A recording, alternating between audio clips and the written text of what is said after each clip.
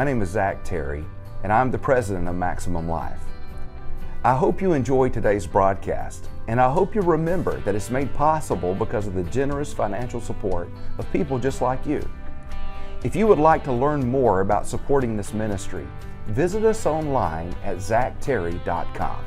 Now, without further ado, here's today's broadcast.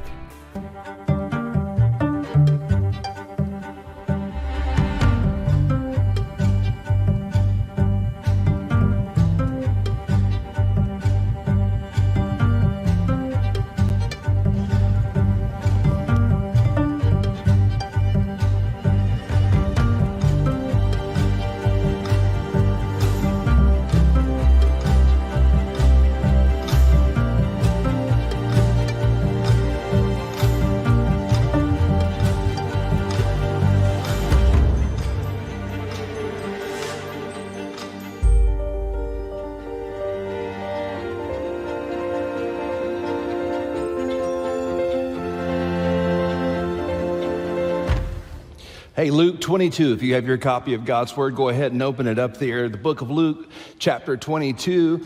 And let's go ahead and welcome our Central Nassau campus who's watching live. They've had their worship today with us, and then now they're tuning into our broadcast. This is a big day for them. This is their 1-year anniversary as a campus of this church. So God bless you guys. Keep up the great work. You're crushing it. We're going to be starting work on that campus before you know it, and we'll really start to promote that opportunity and seeing what God can do to reach new people for the kingdom out there. Also, let's welcome all of those who are watching online today. They're home. They're watching online. We can see you there. See you in your pajamas. I get it. I understand.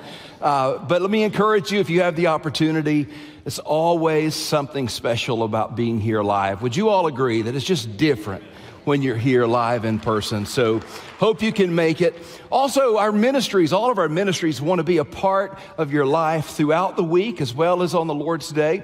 And so we have several different opportunities to connect. One that I want to promote today is the Code Red podcast. You can find that at coderedtalk.com. And that's where I have all these conversations with ministry leaders, marketplace leaders, thought leaders. And I've always wanted to bring my friends at First Baptist into that conversation. And so we began to record those, and a new one just came out this weekend with a church planter in Jacks Beach. So check that out when you have the opportunity. Help us get the word out. Share it. If you find it interesting, share it. Like the podcast, leave a comment, all those good things. We would deeply appreciate it, and it would help us just become a better community throughout the week here at FB First. Well, over the years, we've had the opportunity to travel to Israel several times. By the way, we've got our next trip on the calendar. It's in spring of 26. So let's all pray that that continues to be doable as they open up the tourist industry back in Israel. And if you've always wanted to go, this would be a good opportunity to check it out or to go back if you've been before. This year, we're going to England, and we're going to see some of the pivotal moments in church history. Some of those we'll be talking about in our time together this morning. But when you get to Israel, they always tell you to be sensitive to moments and places that most people come back saying there was a particular encounter they had or a place they visited that was uniquely sort of a special encounter with the Lord. And I wondered what it would be when we went. For me, it was the place that we're talking about in the text this morning, the Garden of Gethsemane.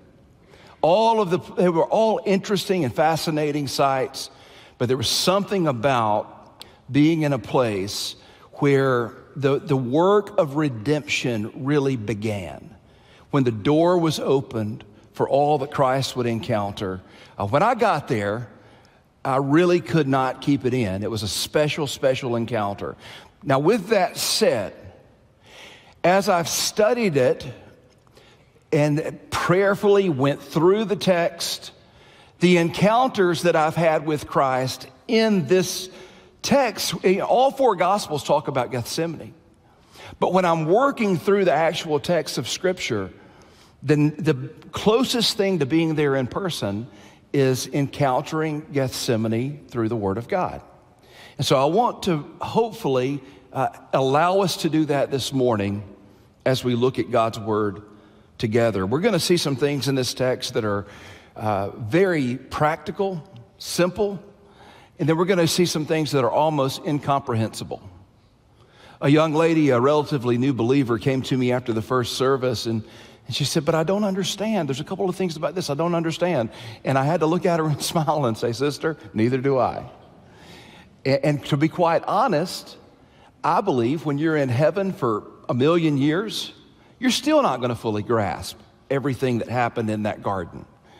And hopefully today you'll both appreciate that you'll rejoice in the midst of it, and hopefully you can learn a little bit as well. But if there was ever a place that was holy ground, it was that place. If there was ever a text that was Holy Scripture, it's this text. The last time we were together, as you remember, we were with Jesus and the disciples in the upper room as they had the Last Supper. They had departed, they had sang a hymn, they had departed from the Last Supper.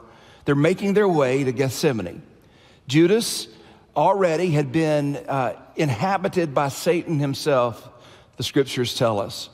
And he departed to go notify the officials of where Jesus and the disciples could be found. They wanted to arrest him at night where the crowds wouldn't get involved. So Judas is gone.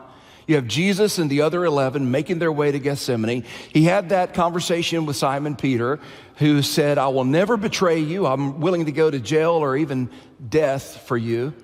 And Jesus said, he reproved him. He said, you just don't know, Peter. Before the rooster crows, you're going to deny me 3 times. And so we looked at that last week. He's made his way now into Gethsemane. It's a grotto nestled on the side of Mount Olivet. The word Gethsemane means the olive press. Olive oil was a staple in the Middle East in that day, as it is in this day. They used it for medication. They used it to anoint kings. They used it for cooking. They used it to light their homes. It was a staple product. Everyone needed olive oil. So it was typical to find olive presses throughout the nation.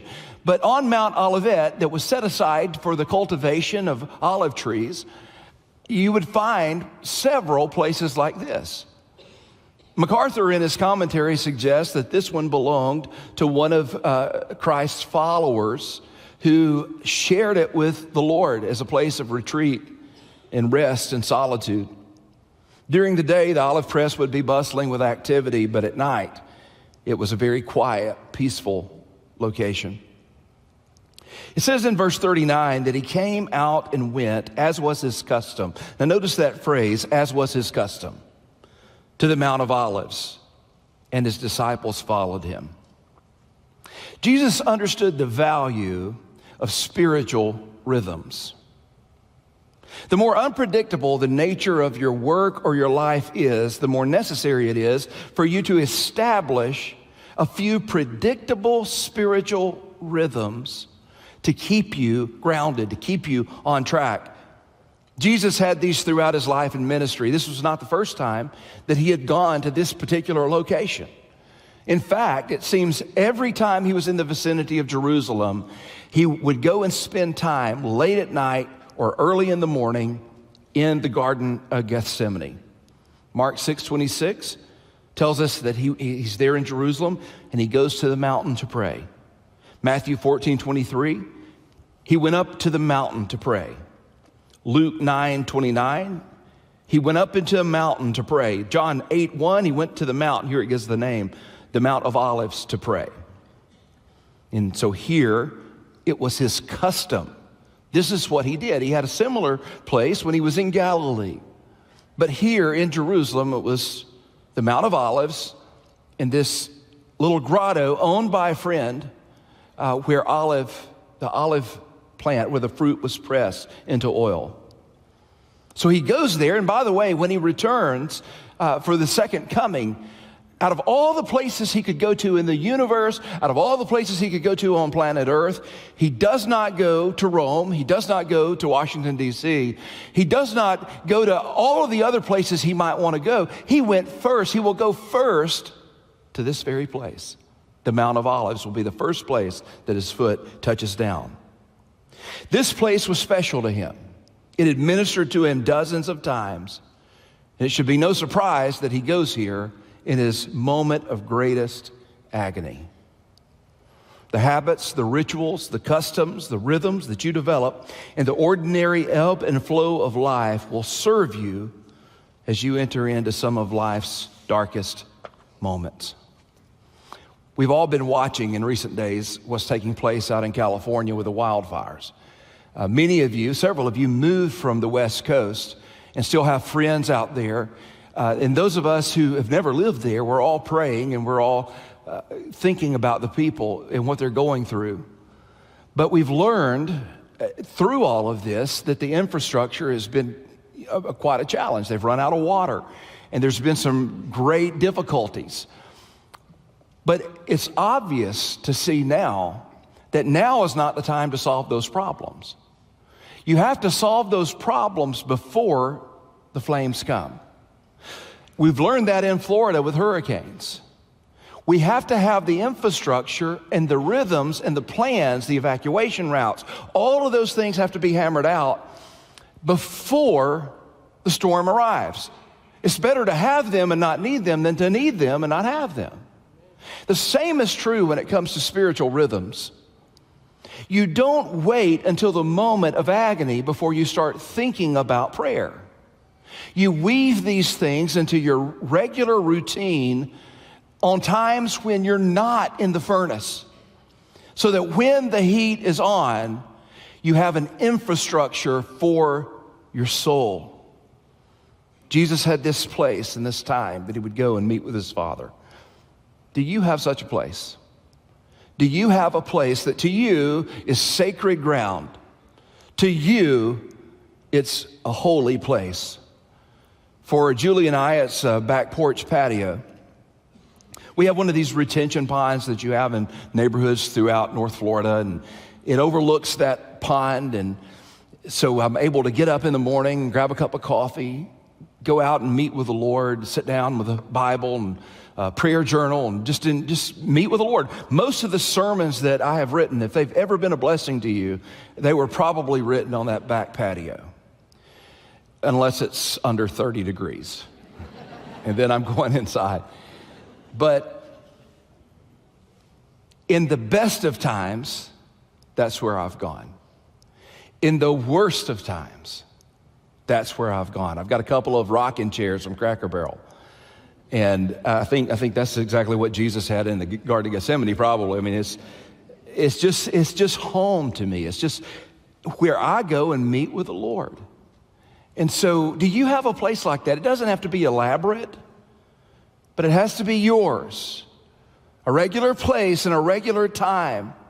If our Lord, in sinless perfection, saw the value of such spiritual rhythms and places to go and meet with his Father, how much more is it invaluable to people like you and people like me? I spoke this week with a church planter, and he told me that as soon as he rolled out of bed, every day of his life, as soon as he rolled out of bed, he would go to his closet and he would spend time with the Father. He would pray. And I told him, I tried that. As soon as I woke up, I would go and pray. The Lord told me, you probably ought to have a cup of coffee first.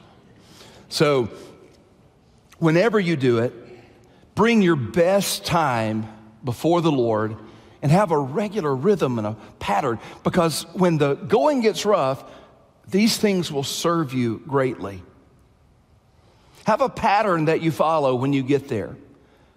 That's what the Lord's Prayer really was. It was an example for us to follow. Jesus prayed that his sins or his debts be forgiven as he's forgiven others.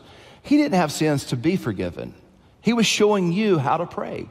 He was teaching us how to pray. So take the Lord's Prayer and divide it up verse by verse and use it like a grid or an outline for your prayers. And when you get there, if you have burden or anxiety, push those things over onto his shoulders through prayer. Cast your cares upon him because he cares for you. Journal. Write down things that you want to be sure to pray for. Keep a journal of answered prayers. I have about 11 or 12 bullet points that I work through every single day. I pray for you. I pray for our Central Nassau campus. I pray for several things. Each person in my family, my extended family. And I'm praying through that list. And I have a section below the prayer where I can chronicle what God has done in answer to that prayer. And how many of you know that the greatest motivation to prayer is answered prayer? The reason you don't pray is because you don't think it'll do any good. If you really thought God heard and answered, you would pray. And when I pray, I can look, if I'm discouraged or not really feeling it today, I can look at all of those answered prayers and suddenly the motivation arises. But that's my place. It's a value in that spiritual rhythm and ritual.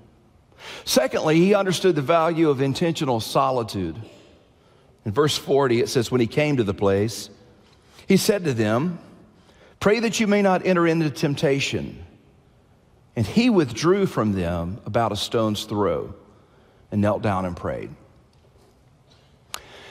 Perhaps the length of this auditorium.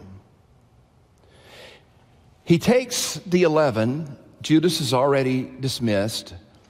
He takes the 11 into the Garden of Gethsemane. He takes Peter, James, and John further, and then from them, he says, you wait here. He goes a stone's throw, and he prays to the Father alone.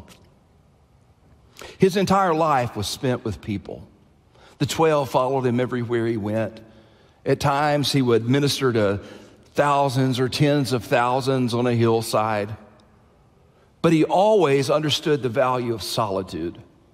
His ministry began in solitude. As soon as he was baptized, the Spirit compelled him into the wilderness for 40 days, during which time he was tempted by the enemy.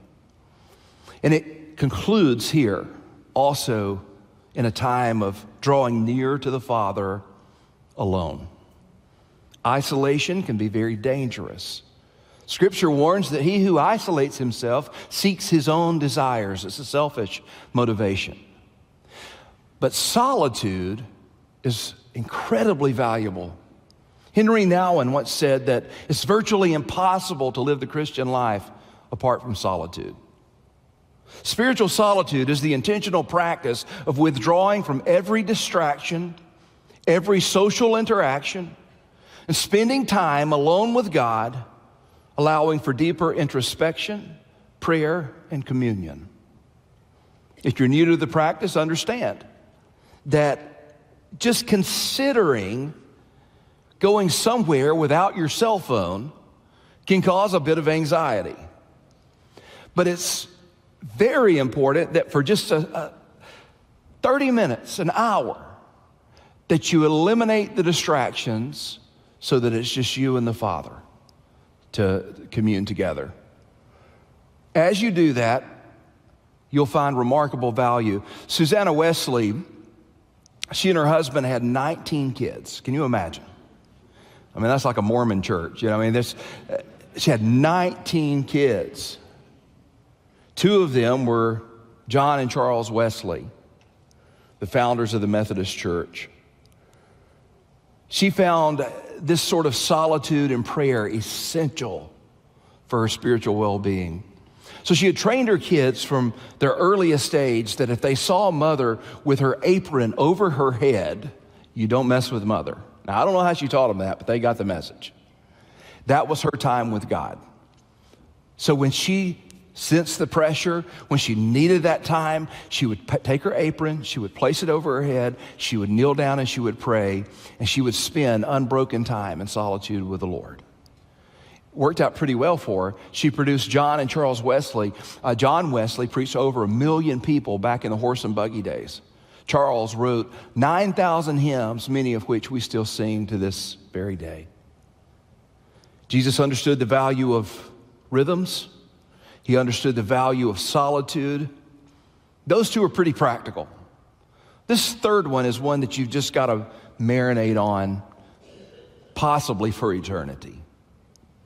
He understood the value of processed agony. This passage that follows is in all four Gospels, and it's one of the most profound in all the Bible. And it's very difficult to convey exactly what's going on here and why Jesus reacted the way that he did in this text. You probably saw this prayer before. He says, Father, if you're willing, remove this cup from me. Nevertheless, not my will, but yours be done.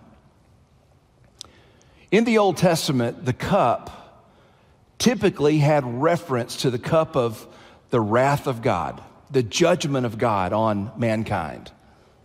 Isaiah warns that the unmitigated, the grapes of God's wrath have been fully tread, unmitigated, poured into the cup, and that cup would be poured out on mankind.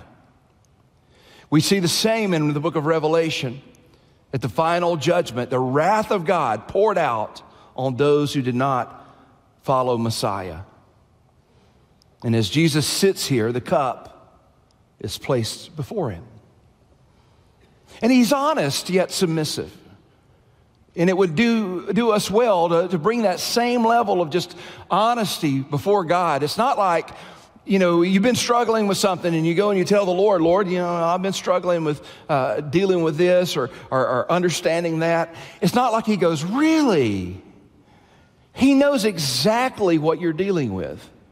He knows your every temptation. He knows where you doubt. He knows where you're angry. He knows all of these things. So in prayer, make it a habit not to be unguarded in the sense that, remember who you're talking to, James says. Come before him, honoring him respectfully, but also honestly. Let him know what your genuine needs are. Cast all your cares, even if you think this may not be a good prayer. I can't tell you how many times in prayer I'll just go before the Lord and say, I'm not sure if this is how I ought to be praying about this. But you said for me to cast my cares upon you, so that's what my intention is. I want to cast this care upon you, knowing that you care for me. So Jesus sees whatever he sees, and we're going to unpack that in a moment. And the cup is laid before him. He knows full well what's coming. And in agony, he says, if there's any other way, let's do it that way. But not my will, but your will be done. What did he see there? The way that he responded is fascinating.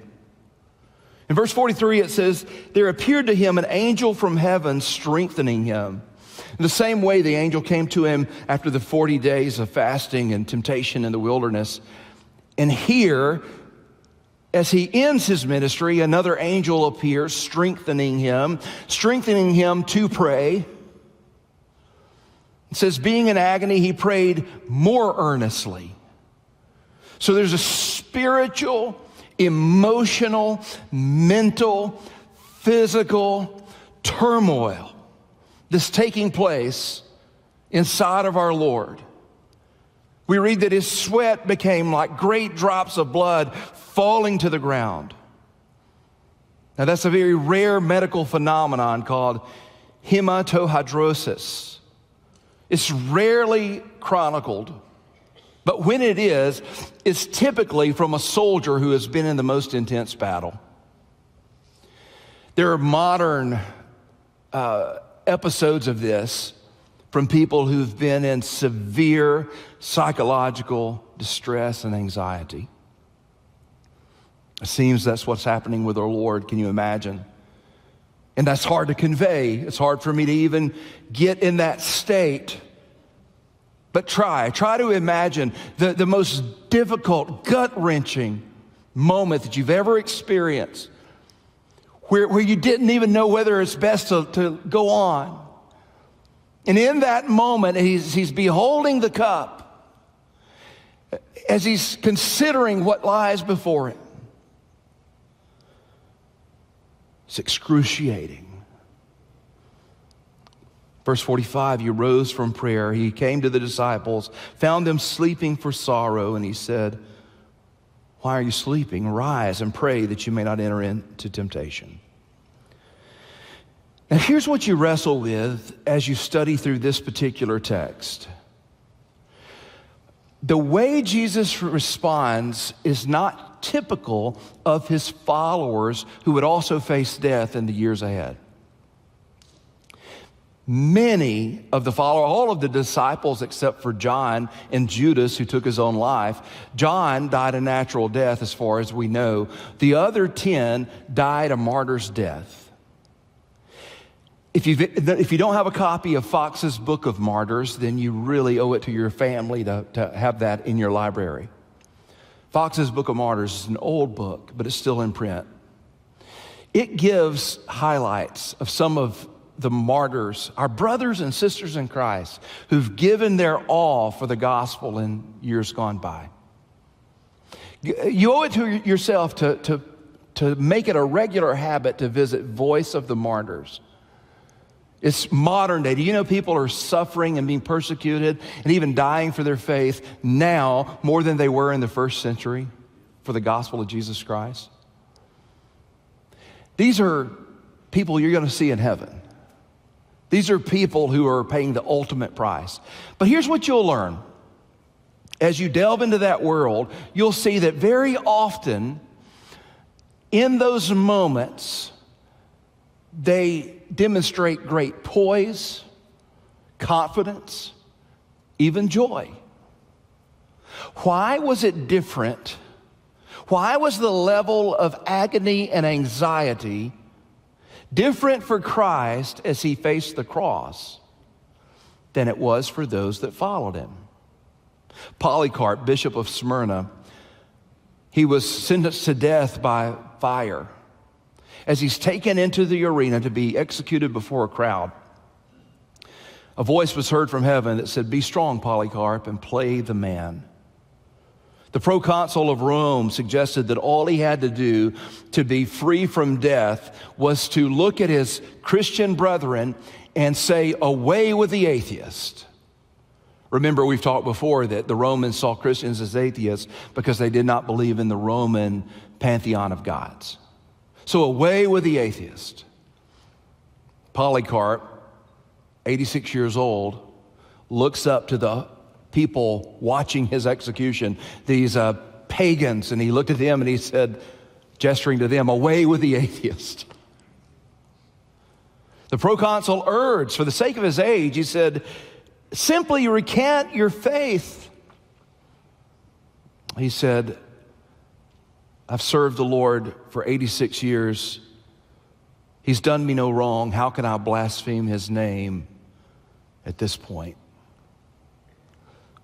When they prepared to nail him to the stake on which he was to be burned, he said, "There's no need to nail me." He said, "The Lord will give me the grace to stay without the help of those nails." As the fire burned, we're told that the flames formed an arc. They wouldn't touch him. They formed an arc around his body. And those who were there testified that his body, the flesh did not melt the way it typically would if flesh is burned, but rather it began to glow. And they said the closest thing they could compare it to, it was like a loaf of bread in an oven. They said as his flesh began to glow with a bronze color, you could smell frankincense in the air. He died with grace. Eventually, they pierced his side to take his life. Jerome of Prague, in going to a similar execution, we're told that he sang hymns on the way to the stake. It was the same place that Huss had been burnt. When he got there, he knelt down, embraced the stake, and prayed. And it said he had great cheerfulness. When they went behind him to light the fire, he requested, "Come here, light it before my eyes. For if I'd been afraid of it, I would not have come here in the first place." The fire being kindled, he began to sing a hymn, which was soon interrupted by the fire.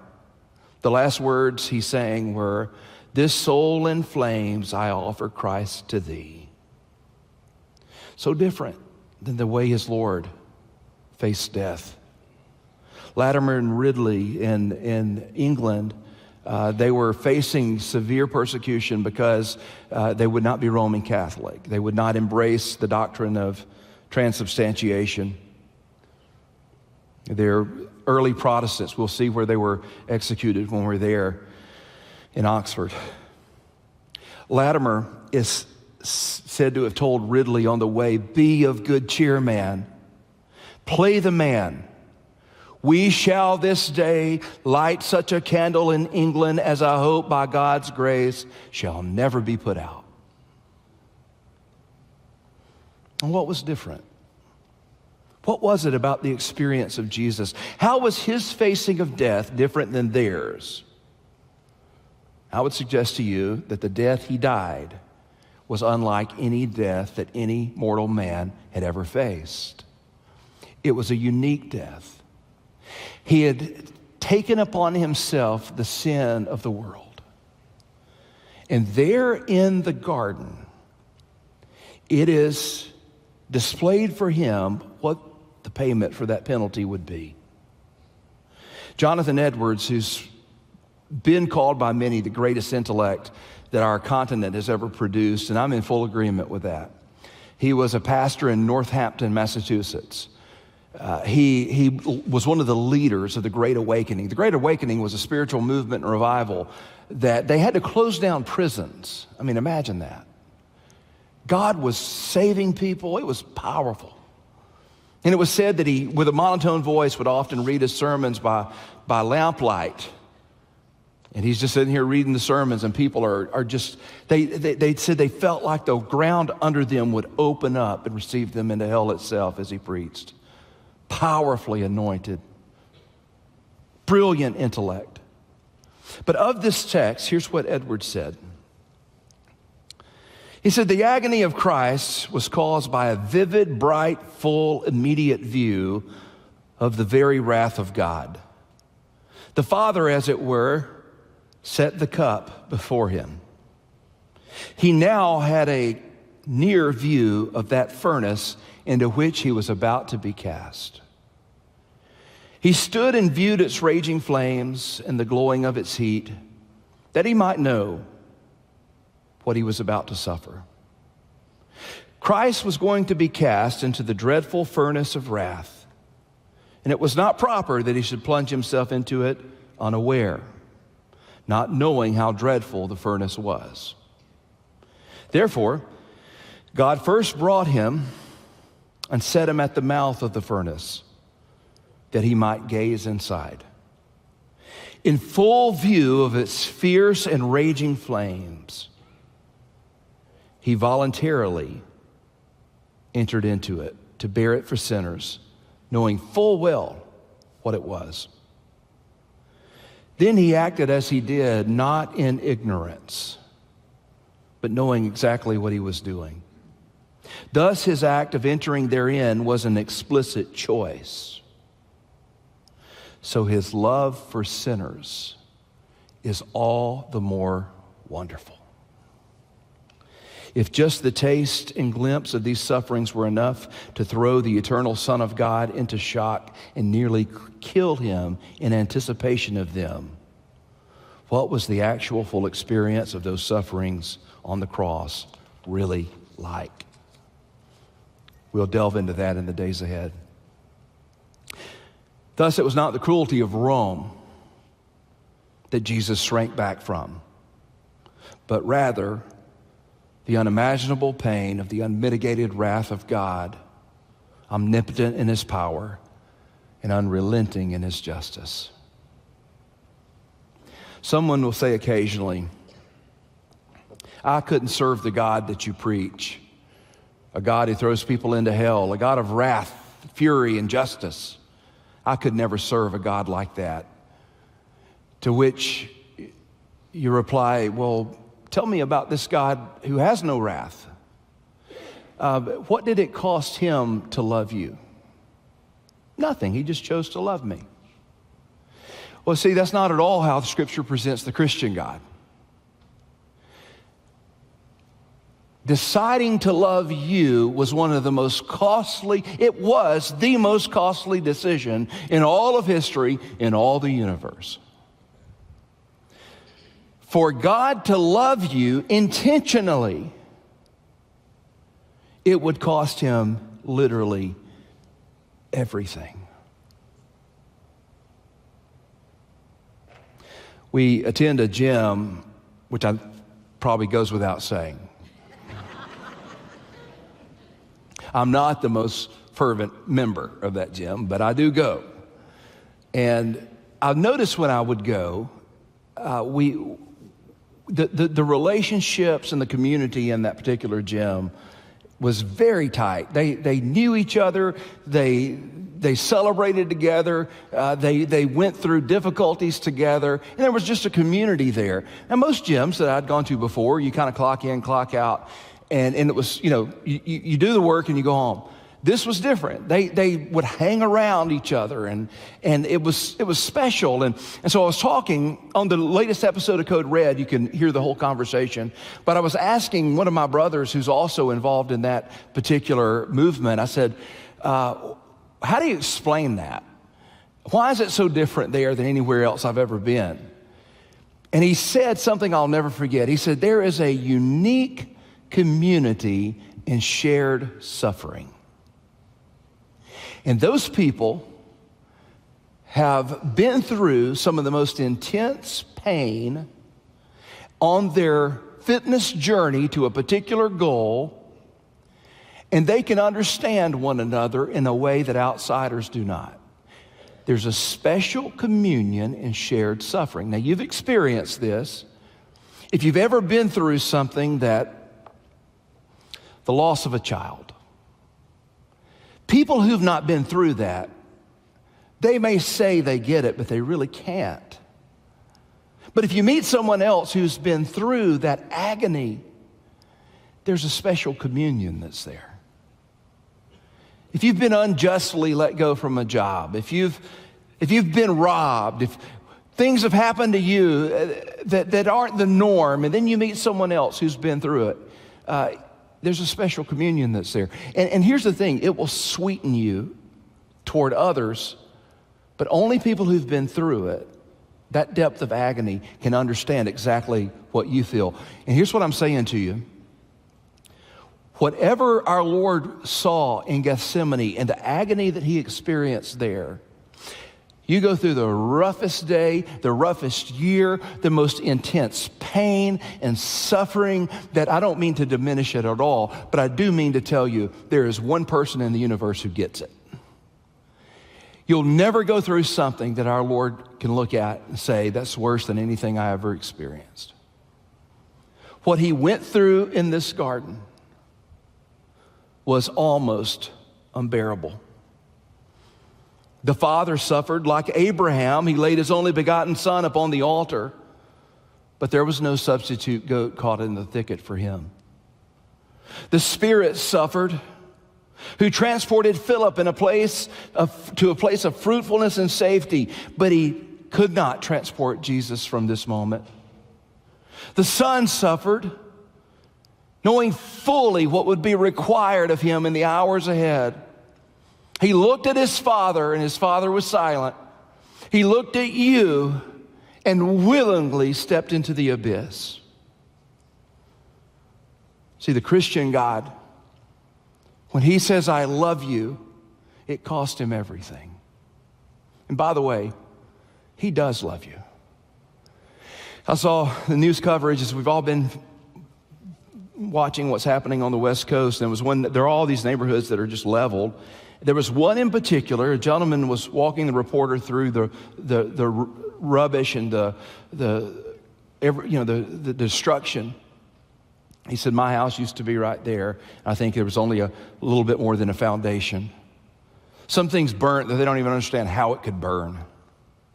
And in the midst of this entire neighborhood that was leveled was a home, seemingly untouched by the fire. The reporter said, how do you explain that one? He crossed his arms and he said, I guess God loved that one more than he loved the rest of us. Now, you have to excuse him for what he said because, he's going through so much. But I would say to us, God's love for you is not proved by the things in your life that are not demolished and destroyed. It's proven by the things in his life that were. You see, when God loved you, it meant that the raging fires of the wrath of God would be absorbed and emptied onto his beloved Son unto death. It sounds trite, but if you think about it, it's a perfect way to put it, that when God said, I love you, he stretched out his arms and he said, this much.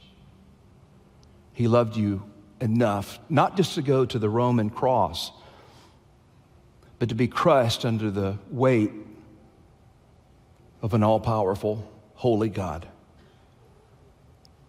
The songwriter said it well, the love of God is greater far than tongue or pen can ever tell. It goes beyond the highest star and it reaches to the lowest hell. The guilty pair bowed down with care, God gave his Son to win. The erring child he reconciled and pardoned from his sin. Max Lucado wrote that there's a sense in which Scripture is the story of two gardens, Eden and Gethsemane. In the first, Adam took a fall. In the second, Christ took a stand. In the first, God sought Adam. In the second, Christ sought God. In Eden, Adam hid from God. In Gethsemane, Jesus ran to God. In Eden, Satan led Adam to a tree that would lead to his death. In Gethsemane, Jesus went to a tree that would lead to our life. Whatever took place in that garden, you'll be in heaven for many years, and you'll still be trying to comprehend the agony that our Lord went through. But when he went through it, understand it was for you. It used to bother me if I would hear a grown man, talk about loving God. It did not sound very masculine. To hear a big burly man talk about loving a masculine being, that just didn't sound right to me. But as we look into the furnace that Jesus saw, how can you not love God, who loved you with an everlasting love, knowing full well everything you've done and will do that would require the death of Jesus? How can you look at love like that and not say, I love him with all my heart? Let's bow our heads and close our eyes.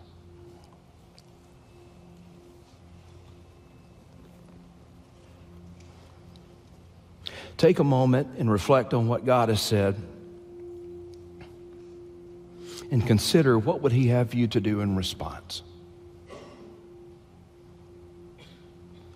For me, I had to sort of take stock of my ministry and think back over every sermon I've ever preached. And it occurred to me that I've probably not let those sermons marinate in the reality of God's love to near the degree I should have. And I'm purposing to correct that moving forward. Every sermon, every conversation, considering Gethsemane and the cross, should be sprinkled with love. For some of you, considering these things, and you look back over your life and you recognize these things have always kind of been in your life maybe, but you went through the motions, you said a prayer, you joined a church, you got baptized, but has it ever been real for you? I'm not meaning to raise a question over your decision if it was real, but if it was not, it can be. It can move from concept to reality, and it can impact generations.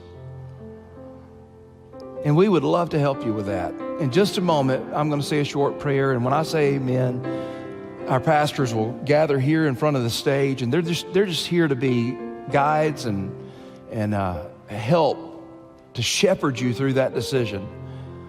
What would it be like if you walked out of this room today with your sins completely forgiven? How would this year be your best year? Maybe you're here, and one couple came up to me last Sunday. They said they've watched online for 6 months. And they knew before they ever moved to Nassau County that they were going to be members of this church. Maybe God's revealed that to you, that you need to be a part of this fellowship of faith. We would be thrilled to receive you today. If God's speaking to you about that, as I pray, talk to your family, and as soon as I say amen, you come. Father, we bow before you, humbled, stupefied by the audacious, incredible love that you had for us, so that you weren't caught off guard. You looked at separation from your Father, at being the object of his wrath, at things that the human mind will never fully comprehend. And you said, not my will, but thine be done. If that's what it takes to atone for their sin and restore their relationship, I'm willing to pay the price.